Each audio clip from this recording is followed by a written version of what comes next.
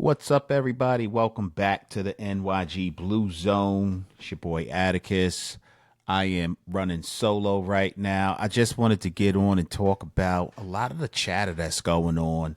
Some of the things that I want to hear from you guys, what you think, who we should look for during the trade deadline period. And obviously, the Giants got some needs. We lost Malik Neighbors for the season. Game one, we lost Micah McFadden for the season. I think sometimes we forget about that with all the hype going on around Jackson Dart and Cam Scatterboo.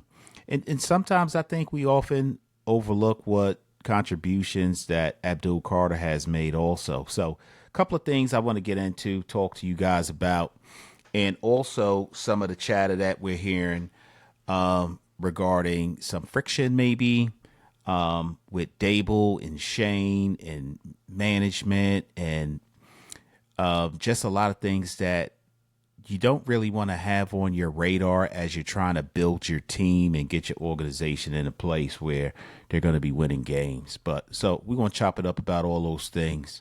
But I do want to start with the fact that Shane's up to something, and I'm not exactly sure what it is. I have my thoughts on the matter, but I think he's definitely onto something. He restructured a Daboll and Holland's contract over the past week. They've created some more room. They were dead last in cap space in the league.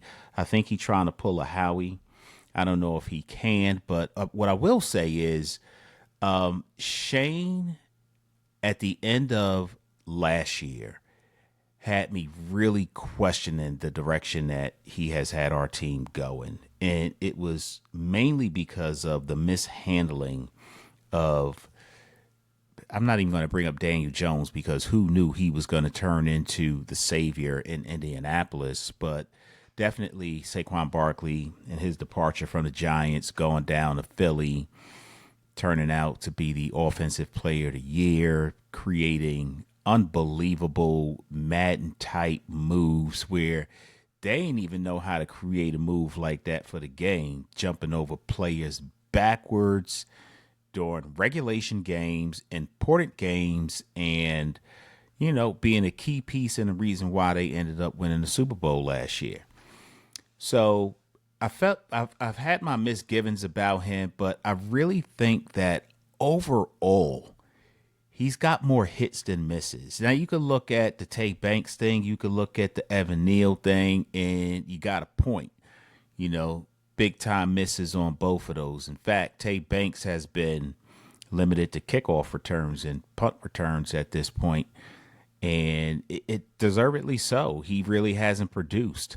Certainly not at an NFL level. He's definitely not lived up to the number one draft pick that he was. So I'm not mad at him. Evan Neal has been a healthy scratch in a lot of the games that he's been that the Giants have played. I mean, you could see him not even in uniform, but on the sidelines, reduced to a cheerleader. Trade deadlines coming up. Those are two pieces that the Giants may want to get rid of. They should have probably looked at moving them before the season started when they had more value. I don't know what you'll get for them now, but Shane's creating cap space. He's got $4.8 million in liquidity now. And the Giants definitely, as I stated before, they lost Malik Neighbors, so they need to fill a spot at the receiver position. And, Darius Slayton got a hamstring injury 2 games ago against the Saints. And honestly, his performance in that game was lackluster. He didn't put forth the effort that he needed to make the contributions from the wide receiver position, knowing that Malik Neighbors is not there to win a game. You had other players stepping up. Theo Johnson stepped up. Daniel Bellinger stepped up. And it seems like Darius Slayton regressed. And I happen to like Darius Slayton, but I was very disappointed in his performance that game. And in fact, let me not just blame it on Darius Slayton, although I think the game changed on his drop. But everybody played bad during that game. That being said, I don't know how management is feeling about the long-term prospects of Darius Slayton at this point. I know that there is a lot of chatter out there that they're trying to aggressively recruit and trade for a wide receiver. before the trade deadline, and I think that they probably should do that. They also signed Juice Wells, who was one of Jackson Dart's targets down in Ole Miss, and he was a significant target for him. I think he had like 28 receptions for 550 yards, 6 tutties. So there's some familiarity between those two. Jackson Dart knows where he's going to be on the field. Now, just because he signed to the practice squad doesn't mean that he's going to be elevated, but the fact that they brought him in there tells me that they're really trying to make sure that Jackson Dart has all the weapons he needs, absent Malik Neighbors, and potentially moving on from Darius Slayton. So cap space has been created. I think that Shane is relatively safer than Brian Dable. I think Daboll has bought himself some time because the way that Jackson Dart and Cam Scatterboo's been playing, and I'll be honest with you, when Tyrone Tracy Jr. went down with a dislocated shoulder and the way that he started the season, I thought that he was playing very well and he was going to be a key piece in the Giants rebuilding the foundational pieces of this team. And I really didn't know what to expect from Cam Scatterboo, partly because he only had a small window of opportunity to showcase his talent during the preseason, even though when you looked at his college highlights, they were incredible. But we're talking about playing college football versus the pros. The talent's a lot bigger, the game moves a lot faster, and you just aren't able to produce at the same level usually in the NFL that you did in college. So I really wasn't sure, but oh my God, did he step in a big way. In fact, I would dare say that Giants football is fun to watch again. I mean, how are you 2-4 and this excited about this team? I don't know. I've never been 2-4 and this excited about the team, but I happen to be at this time. So they saved Brian Dable's job, and I don't know that he would have been fired mid-year. I don't really think that that is the Mara way, the Giants way, but I really could have seen it happen. And the only reason I say I don't think it's the Giants the Mara way, because I thought Joe Judge, not him as a human, he's probably a really good guy, but as a head coach, he was an absolute train wreck. I was embarrassed in a way that I don't think I'd ever been embarrassed to be a Giants fan, watching Joe Judge just really bring what was a storied franchise into a place where you just ridiculed the Giants all the time. So that being said, I think that the pressure that Daboll is experiencing is far worse than what Shane is experiencing. But Daboll has done a pretty good job of getting this team to respond when he needed it to. I will also say that Shane Bowen has really turned the defense in a direction that I feel better. I'm not saying I think we need to keep Shane Bowen moving beyond this year, but what I'm saying is what he has done in the past couple of weeks, even against the Saints team, I will say that we lost. And the Giants, I've said this before, didn't lose that game. They gave it away. But even against them, he's played well. He's had the defense playing well, starting with the Chargers. Starting when Jackson Dart and Cam Scatterboo became starters, he has done well to get this team prepared, ready, put a game plan in place that allowed these players to flourish. And it shows because the New York Giants linebackers lead the league in pressures collectively. Believe going into or at the conclusion of the game against the Eagles, you have Abdul Carter with 25 pressures, Brian Burns with 23 pressures, Kayvon Thibodeau with 22. You do still have a high volume of pressures from Dexter Lawrence, but with those edge rushers, they are really wreaking havoc on offensive lines. And Brian Burns has 7 sacks, second in the league, in getting to the quarterback. So, I mean, I can't say enough about that. And then I talked briefly about Tay Banks effectively being benched and outplayed by Cordell Flott. Cordell Flott has been a really bright spot, along with Drew Phillips. In the secondary, I think the secondary is starting to really gel a little bit better. So some really good things happening on a defensive side. Again, I don't know if Bowen has done enough to save his job either, but he has certainly done enough to help his chances of retaining it. I don't think that he'll retain it, but he's doing a much better job.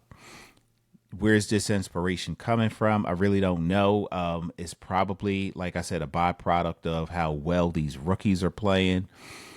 Maybe part of it is John Mara's battle with cancer. They put out a very touching video of the locker room celebration at the end of that Eagles game where Brian Dable gave a game bowl to John Mara. It was really cool to see. And how he said in that locker room, his mini speech that, the chemo, the radiation and all those things doesn't do anything for him in the same way that winning that game did for him. And I thought that was really cool. So, but a lot of the friction coming out of the front office is surrounded by some reports that Brian Dable wanted Jackson Dart at 3. Shane was really liking Shedeur Sanders, and we still don't know what Shedeur Sanders is going to be. What a mess in Cleveland, but that's another podcast. But we don't know what he's going to be. But Daboll got his guy still at the end of the. First of all, let me just say that I think that Joe Shane did the right thing by taking Abdul Carter. I need to say that. And I can only say that because we have no evidence to support that Shedeur Sanders would have been better than Jackson Dart at this time because he really hasn't been on the field to play during a regular season game. But I really do believe that Abdul Carter's presence is part of the reason why the pass rush has been so effective for the New York Giants. I also believe, based on the limited sample size that we have, Jackson Dart should have probably initially. I didn't feel he should have been a first round pick, but he probably should have been a first round pick much higher than he was taken based on what we're showing. And Cam Scatterbull should have absolutely been taken well before the fourth down with the offensive production that he's putting out there. And these guys are like the perfect complement to each other's style of play. So I think that is good. I don't think that Jackson Dart should have started sooner in the season. I think they did the right thing by having Russell Wilson start. Another trade piece, by the way. But I do think they did the right thing by having Russell Wilson start when he did, and they made sure that it was time to move on from him. A lot of people thought that the Chargers game was the wrong time to do it, me included, but they made sure that it was time to move on from Russell Wilson based on his play against the Kansas City Chiefs.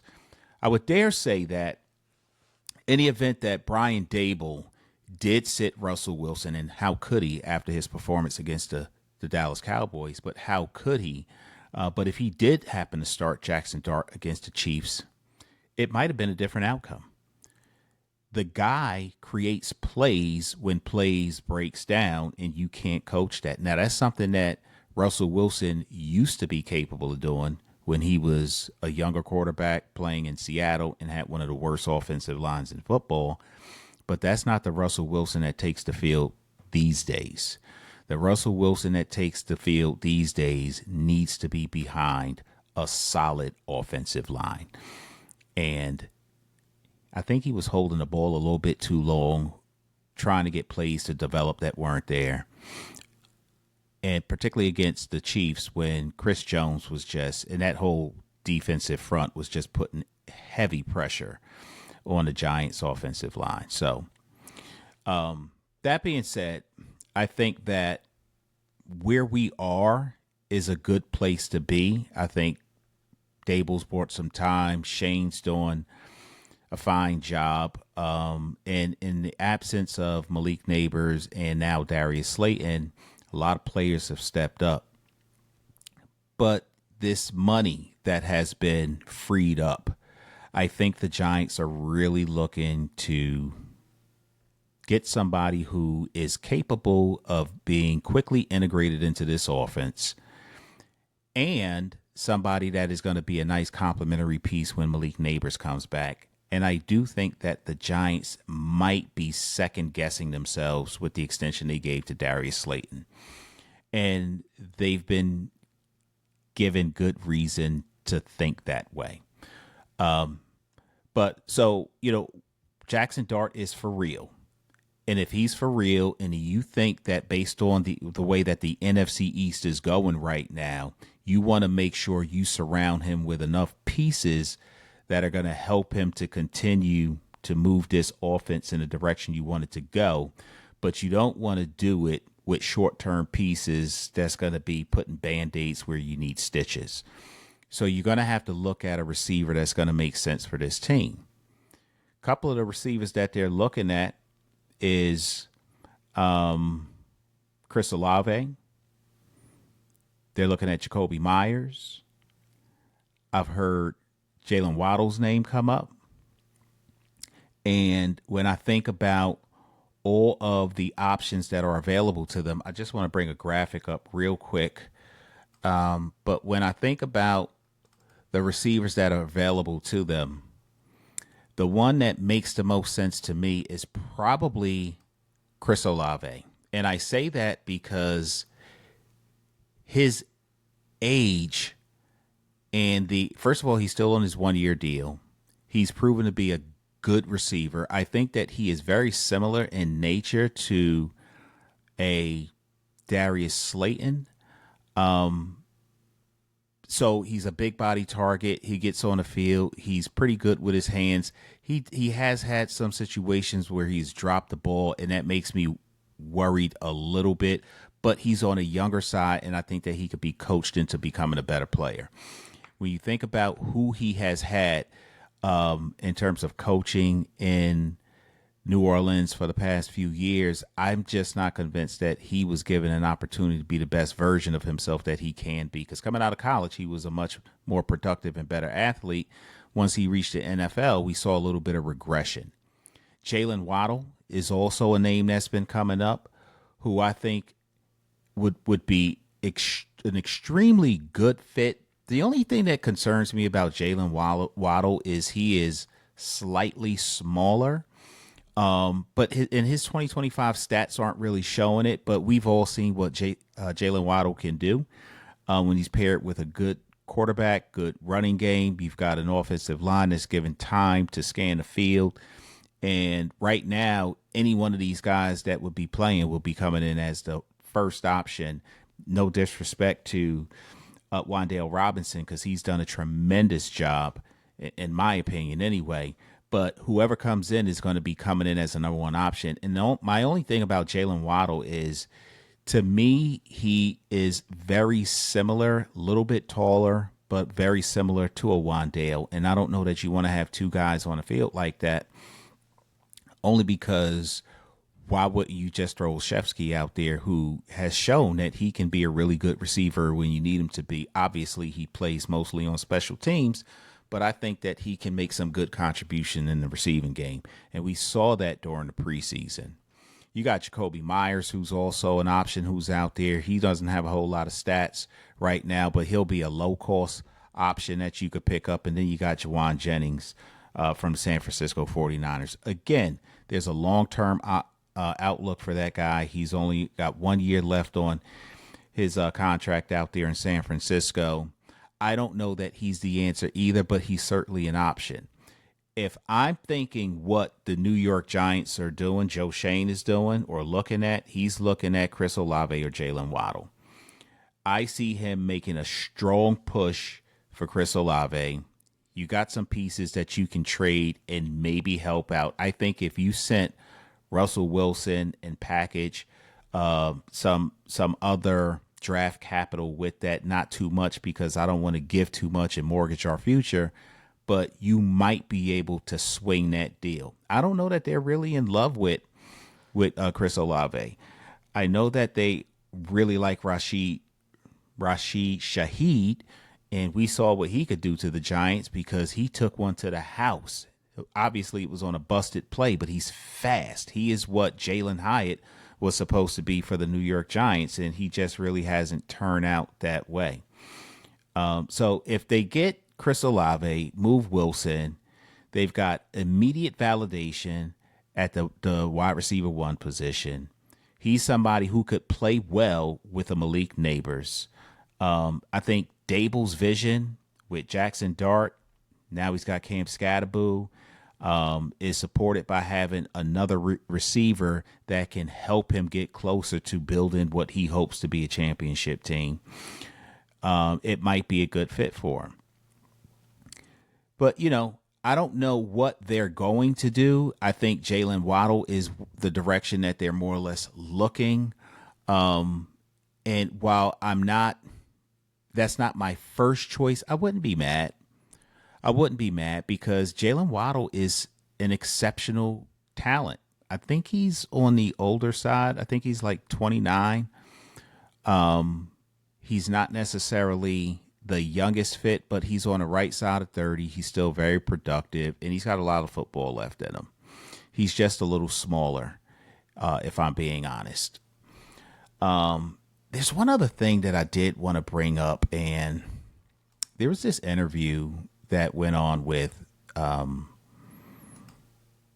Daniel Jones. He was interviewed by Fitzpatrick, and I forget the other guy's name, but he was interviewed by Fitzpatrick and Witter. He was an offensive tackle for, I don't remember I think it was the Tennessee Titans. And he's currently a football analyst, and you see these guys on TV all the time. And they were interviewing Daniel Jones, and they were he was asked a question, well, why don't I just put up the video and we could take a look at it? And you guys, I want you to comment after you hear what I have to say and what I think happened, and let me know if we're on the same page with this. When you say Daniel Jones, New York Giants, and then go to Minnesota and come here, what are some of the things you feel like you've grown in, or maybe experiences you've had that you've matured from? Well, I always thought I worked, really hard. I tried to work really hard, and it was important to me to prepare, watch film, study. And I think I did that, but then going to Minnesota, I saw how Sam prepared, how, Kevin prepared those guys, Josh McCown, Grant Udinski, that crew, and how detailed they were day in and day out on every little bit of the plan and how they're going to study it, what they're looking for, walking through it, quizzing each other in the quarterback room. And that made a big impression on me. And I was like, okay, this is maybe the next level of some of that stuff. And I think that changed. I think Kevin's just how aggressive he was in the play calling. I mean, you guys see it. It's like it's play pass, but it's a lot of drop back shots. Taking their chances, and that made an impression on me too. So I think several things like that, and just being around those guys. Without saying Brian Dable's name, he said a whole lot about Brian Dable, talking about how he thought he prepared hard, he worked hard, he studied the game plan, what the philosophy was going into the game. But when he got to Minnesota, he said it was like next level, that they were doing things that he had not seen before on an NFL football team. And by the way, the only other experience he had on an NFL football team was with the New York Football Giants. The quarterback whisperer, Brian Dable, had a quarterback on his roster who is now 5-1 on another team after being humiliated, benched, and relegated to play fourth string safety in practice. The public humiliation he was put through, it was bad. He goes to Minnesota, and he is now a part of a different quarterback room where he feels as though what he was given to work with, the development he was given to work with. By the way, he was on his fourth coach, offensive coordinator by that time in New York. But everything that he went through was mediocre until he got to Minnesota. I don't know.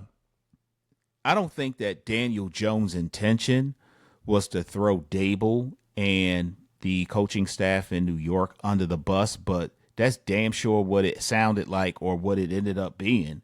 I mean, he called it what it was. Oh my God, I didn't know that this was the level you were capable of performing at, studying, preparing for. I thought what I was doing was good in New York, but these guys, and look how it translated to going to his eventual landing spot with Indianapolis.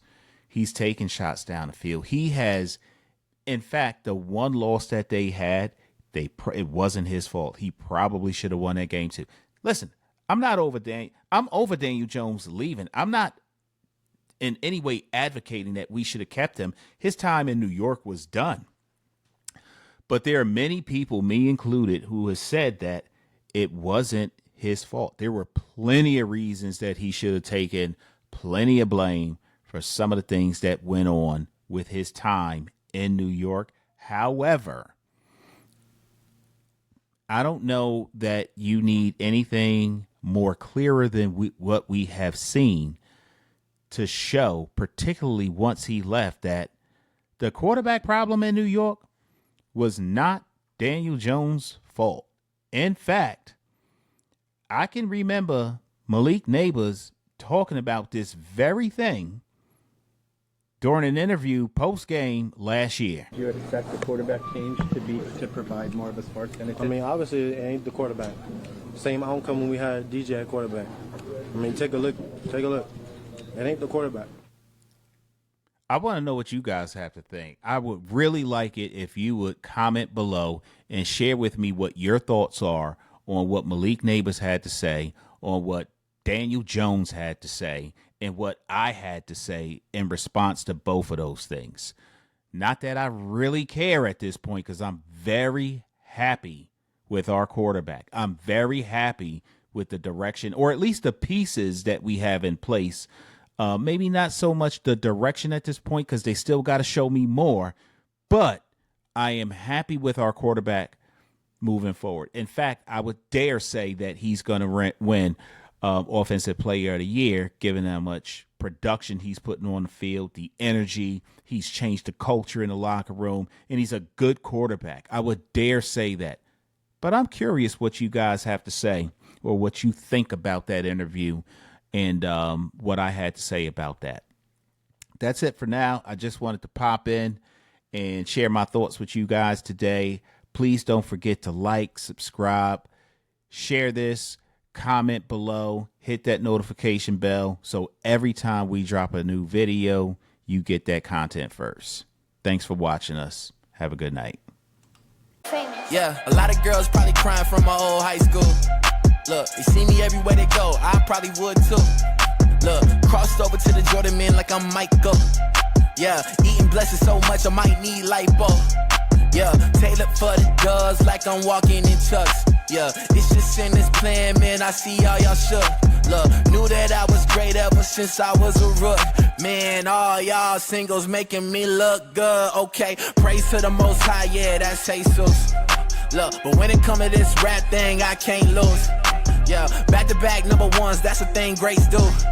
Yeah, tell them boys that ain't nothing I can't do. It's my year. It's my year.